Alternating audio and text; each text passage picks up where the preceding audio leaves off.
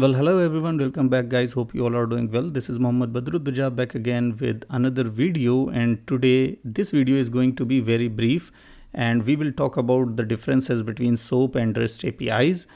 Okay, this is very important to understand before going to the API testing. So both of these actually facilitate communication between different applications, but they are actually different technologies with unique characteristic, I can say.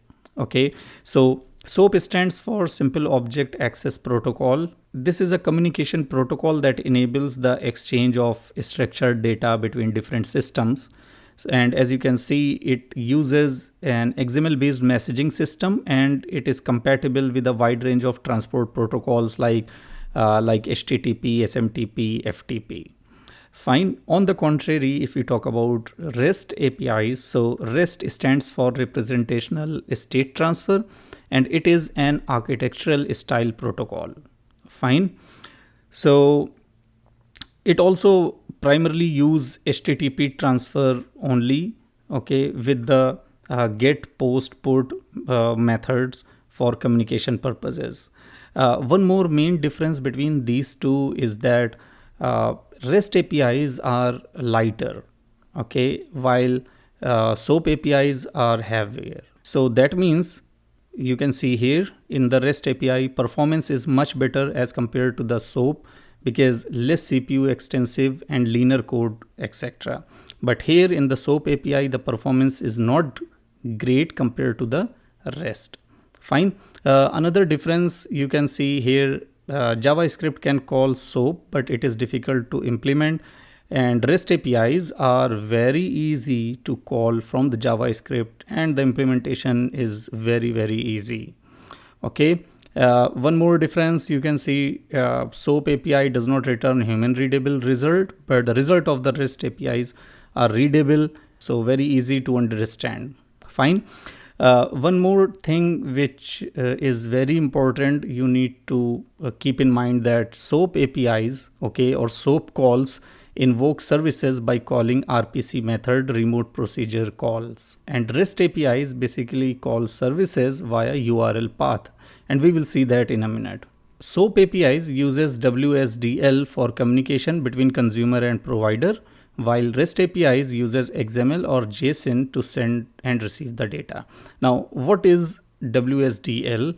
WSDL basically stands for Web Service Description Language, and it is an XML based definition language. It uses for describing the functionality of a SOAP based web services.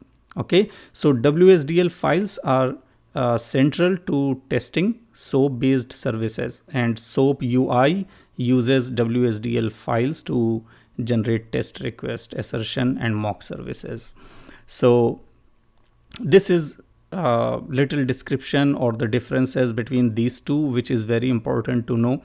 Now I would like to show you this difference in request and response.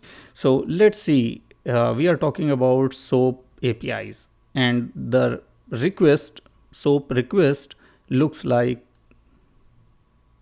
this.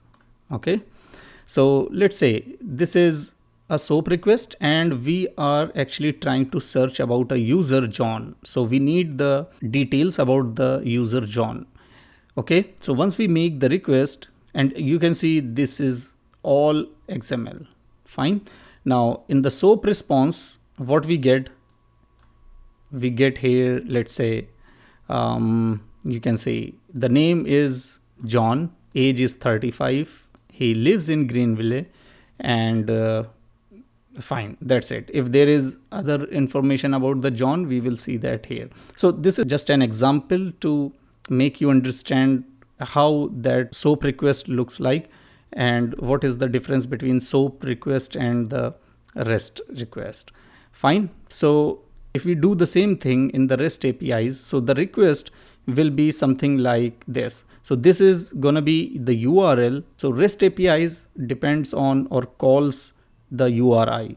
Fine. Now the request type method is get, and we are trying to fetch the information about John. Now the response of the REST API is something like this. It could be in XML and JSON, but in both ways, REST APIs are always lighter than the SOAP.